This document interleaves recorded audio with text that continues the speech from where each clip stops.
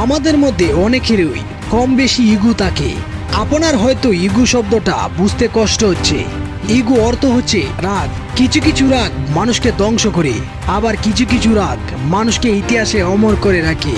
তো বন্ধুরা, আজকের ভিডিওতে এরকম একজন ঐতিহাসিক ব্যক্তির সম্পর্কে আলোচনার চেষ্টা করব।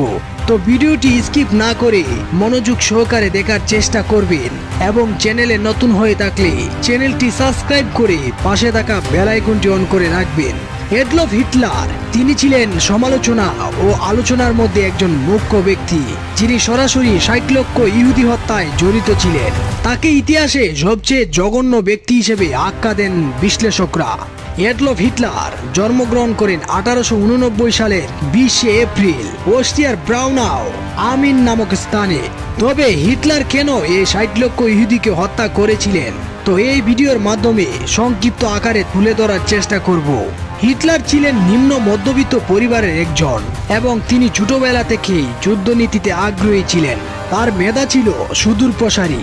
এডলফ হিটলারের যুদ্ধনীতি ছাড়াও তার আরেকটি ভালো দিক ছিল, আর সেটা হচ্ছে আর্ট শিল্পের প্রতি আগ্রহী। কল্পনা করা যায়, একজন যুদ্ধপ্রিয় এবং বিখ্যাত স্বৈরাচারী হওয়া সত্ত্বেও তার আর্ট শিল্পের প্রতি আগ্রহ প্রকাশ পেয়েছে যখন তিনি ভিয়েনার আর্ট স্কুলে ভর্তি হতে চেয়েছিলেন, কিন্তু সেখানে তার আর্ট কোয়ালিটির উপর বাহানা করে তাকে বহিষ্কার করে দেওয়া হয়।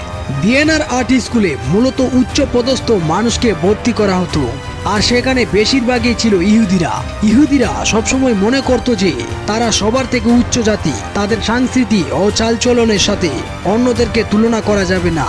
কিন্তু হিটলারের ইগুতে ইহুদিদের প্রতি এবং ইহুদিদের অহংকারী মনোভাবের প্রতি ক্ষিপ্ত হয়েছিলেন। ইহুদিরা প্রত্যেকটি ক্ষেত্রে অন্যদেরকে বৈষম্যর শিকার করে রেখেছে। হিটলার আর্ট স্কুলে ভর্তি না হতে পেরে সেখান থেকে চলে আসেন এবং তখন থেকেই তার শিক্ষা জীবনের সমাপ্তি ঘটে। কিন্তু হিটলারের মনে ইহুদিদের প্রতি ছিল দীর্ঘ ঘৃণা। এডলফ হিটলার প্রথম বিশ্বযুদ্ধে স্বেচ্ছাসেবক হিসেবে জার্মান সেনাবাহিনীতে 1940 সালে যোগ দেন এবং তখন তার বয়স ছিল 25 বছর। তবে প্রথম বিশ্বযুদ্ধে জার্মান শোচনীয়ভাবে ফ্রান্সের মিত্রদের কাছে পরাজয় ঘটে এবং ক্ষয়ক্ষতি স্বরূপ জার্মানির আলসাস ও লুরেন দুটি খনিজ সমৃদ্ধ অঞ্চল ফ্রান্সকে দেওয়া হয়।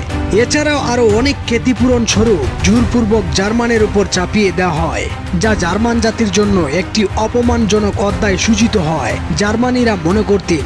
কিন্তু এ সকল সমস্যার মূলে ছিল জার্মানি বসবাসরত ইহুদিরা, যা হিটলার ও জার্মানির নাৎসিদের মনে গভীর আঘাত হানে।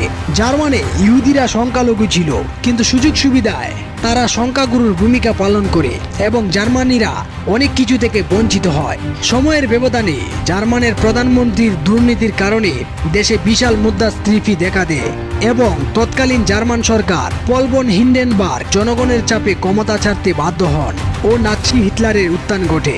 পরবর্তীতে হিটলারের পরিকল্পনা অনুযায়ী দ্বিতীয় বিশ্বযুদ্ধের শুরু ও ইহুদি নিধন, যা হিটলার অনেক আগ থেকে নির্ধারণ করে রেখেছিল।